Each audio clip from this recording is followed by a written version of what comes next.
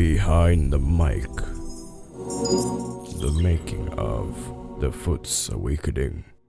Hey everyone, here is a making of the TFA prologue, behind the scenes, behind the mic, I should say, featurette with the narrator of the project, Angela. How are you doing?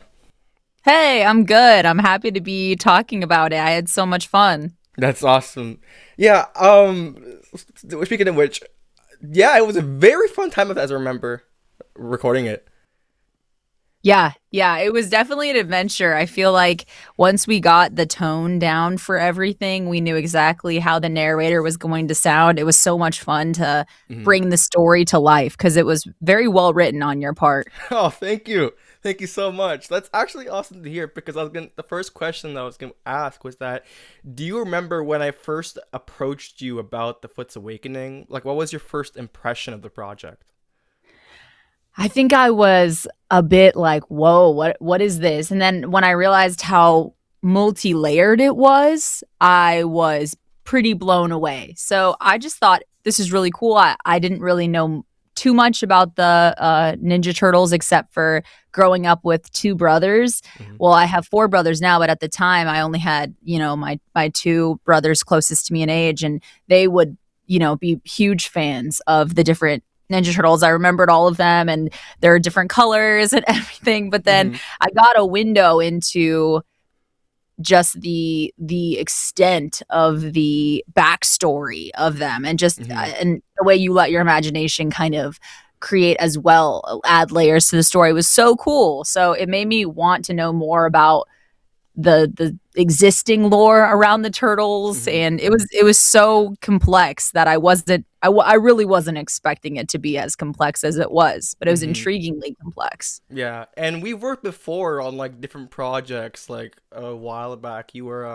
voiced a character in an old project I've made. The princess, what was her name? Lyra, I think it was. Yeah, it was a Star Wars spin-off Hmm. character that you created, and that was so fun. It was always fun to tell my friends, "Oh, this is what I'm working on right now."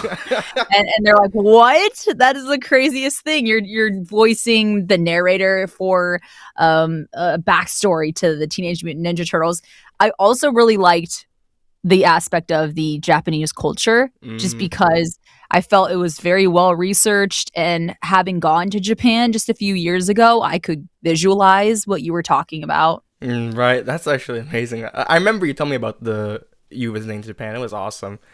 Yeah. Which actually brings into the second question. What did you think when I explained that it was basically a TMNT story reimagined in Feudal Japan with like yokai and mythology and like with a much darker tone? Like we would explore the world beyond.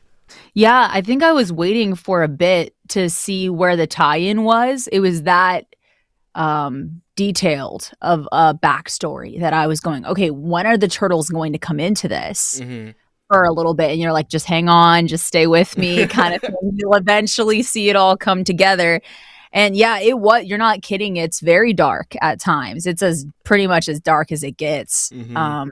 But I think that a lot of the backstory of some of the most iconic cartoons and characters in culture are very, very dark. Hmm. So I don't think that's anything different than we're used to when we, read and look at cartoons and look at what was I thinking of? Just like comic books. It Hmm. feels like that because often comics are a lot darker than maybe we realize. Yeah, and I kind of got inspired by, funny enough, the Harry Potter trilogy, where like Oh yeah. the first book is kind of like kid friendly and kind heartedly for the family, but then later down the line, the books get darker and darker and darker, and it's sort Yeah. of like it evolves with you. And if we know anything about the chapter 3 recording, which another question I'll get back to it in a bit, I remember the session.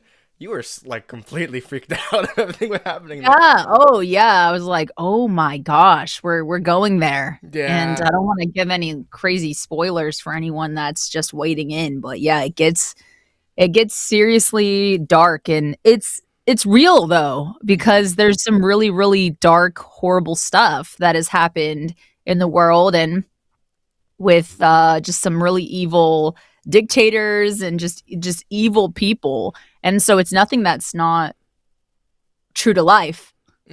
Yeah, I agree completely. Was as the narrator, how did you figure out the voice and tone you want to use for the world?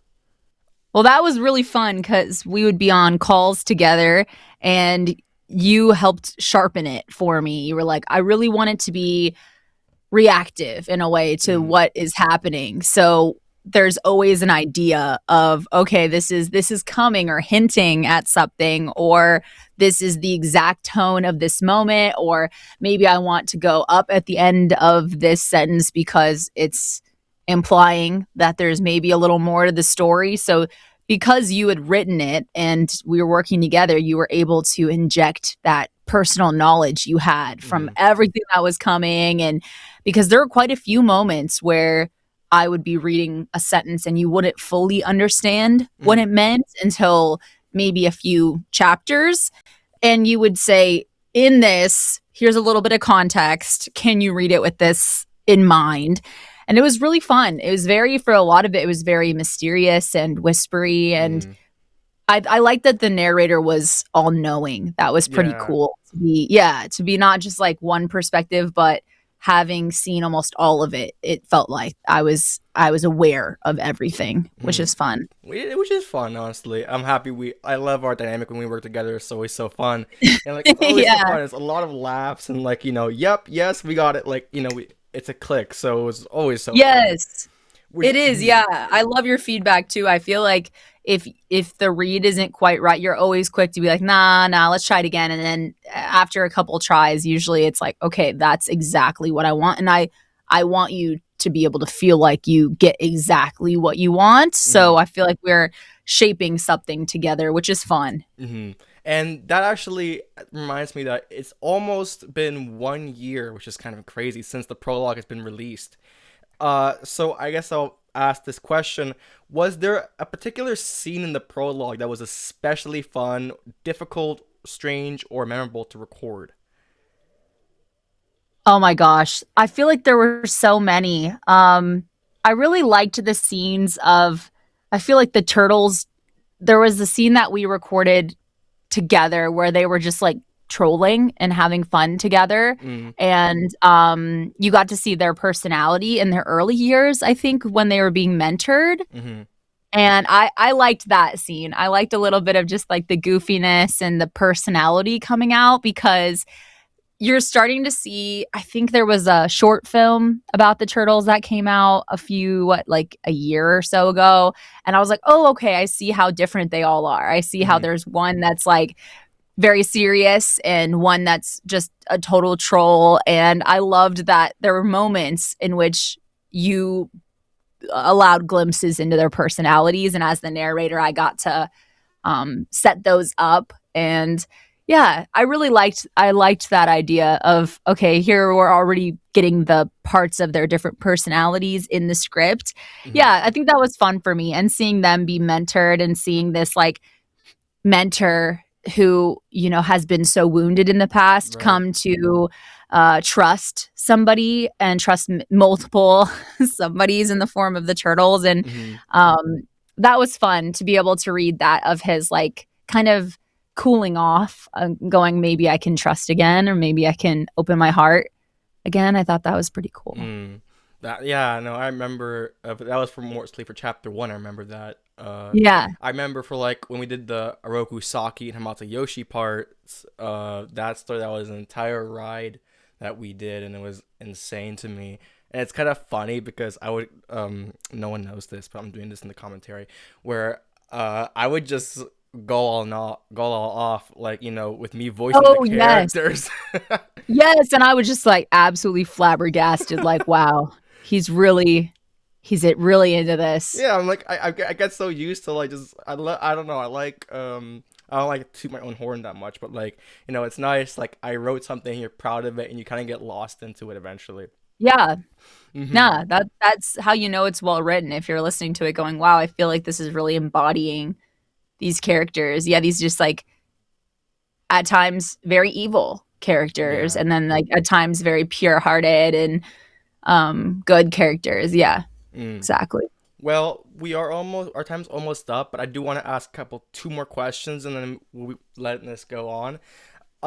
So there are two questions. The first one is, without spoiling anything, is there anything you've read in the newer material that you were especially excited for listeners to eventually hear? I I guess I remember when I was writing it, um, I remember in chapter 3, um, there is this insane scene in part 2 of chapter 3 that was insane. It was so brutal, and I remember your Oh face yes, reacting to it yes. as I was reading it. And Oh yeah. it, I think, well, you had said during that day when we were recording, this is gonna get intense, like kind of prepare yourself. And I was like, all right. yeah, And then, and then we got there, I was like, oh, you weren't kidding. yeah, Okay. and I I always gotta go, and do something that'll make me happy. I always felt bad because we for when recording after the prologue, the first thing we started on was that chapter because Yeah. that was the only one that was completed so far, and I felt so bad because everything you were reading was out of context. And you were like, Yes. mhm, Yes, we kind of jumped forward and back in history. I think, yeah, I think what I would say is look forward to more pieces falling together. I don't know if that is too vague, but I just feel like that was the experience for me since I got this like jump forward and it right, was genuinely shocking. And then things started to make a lot more sense. And you said that the whole time, mhm, but when you're going a few months between writing and recording, and then you're sitting down with the story again and you're getting more backstory, you're like, oh, okay, I'm understanding now. There are mhm. things that might not make sense. Yeah. I mean, it's like with anything, if you were to read the third chapter before reading the first, you're going to be like, what the heck? This is so. And Yeah. would you say the third chapter is like, I think you've said this, it's as dark as it gets. It Yeah, only gets. well, it is the beginning of the darkest parts. It's the first chapter. It's the first Actually, chapter it to just gets make the shift in way tone. worse. Yeah, it's the first chapter to kind of shift the story's like maturity, as in like as the book progresses or as the story progresses, it will get darker. It will get lighter, but it will get darker, and then eventually, people who eventually hear chapter 5 in my opinion will be a fun day to record because there's a lot of stuff that's gonna enclose everything, and I think it's gonna be so much fun because chapter 5 is a mix of like chapter 1, the prologue, chapter 3, a lot of stuff and a lot of different like tones. Everything will eventually come together and make sense. Exactly. And so for our last question, which I feel bad because I have like a list, but I don't want to go on. um I have to choose a good one here. I have a lot here. Oh yeah, I think there's one here that we can ask from. Sure. If somebody has never listened to The Foot's Awakening before, how would you describe the experience to them? Yeah, I would say it's an insight into a story that you think you know, maybe, or maybe you're like me and you grew up adjacent to Teenage Mutant Ninja Turtles, Mhm. or you just knew the turtles themselves, and you're interested in fantasy, you're interested in a complex story with tons of interesting backstory in a cool location. I would say that is what you're going to get with these chapters, is just like a very complex and at times heartbreaking story. And I'm just excited because I don't know how it's going to end. I don't Mhm. know what's going to happen next, but I do know that what has happened so far has been genuinely at times shocking. I've said after every chapter we've recorded, I feel like it's so well written, because it's very immersive. Right. You really feel like you're in these locations and you're meeting these characters, and yeah. Wow, that's amazing. So I can I add it with a follow up question and Yeah. In that case, was there when you were recording, do you actually picture the environments and characters in your head, or are you mostly concentrating on the words and performance? Of course. Yeah, of course. I mean, I feel like because there's no pressure, we're having fun, that you're encouraging me to envision these things, Mm. to really speak as though I'm surrounded by a misty forest, in a scene or whatever the case may be. I feel like instead of reading like I'm reading a book, I could narrate something that way. You've really encouraged me to know you're actually like the one that's painting the imagery in people's minds between the characters' dialogue. So paint that. Don't just, read it. Right. So that's been, yeah, it's definitely been very visual because there's a lot of imagery in the narration, and you definitely get an idea of, I think you're very sensory when you write as well. There's always a sense of like, okay, there's creaking floorboards, there's the wind, there's this smell in the air. I think you've actually used every single Yeah. sense in pretty much all the scenes that I've covered, or all the chapters at least that we've done. There's at least one scene where you can smell something, you're seeing stuff, you're hearing things, and you're also creating the world audibly like that. Mm-hmm. So yeah, very immersive. Well, thank you so much for taking this time to be interviewed by me and hear my boring voice. So, What? No, it's never boring. but yeah, thank you so much, Angela, for this quick little interview, and everyone who's listening. Was really appreciate for all your support, and please take a listen to the prologue. And I can't wait to our next recording session, because the stuff that are coming is gonna be. I can't wait for it, and it's always gonna be fun. Always can't wait. Looking forward to it. And see you guys.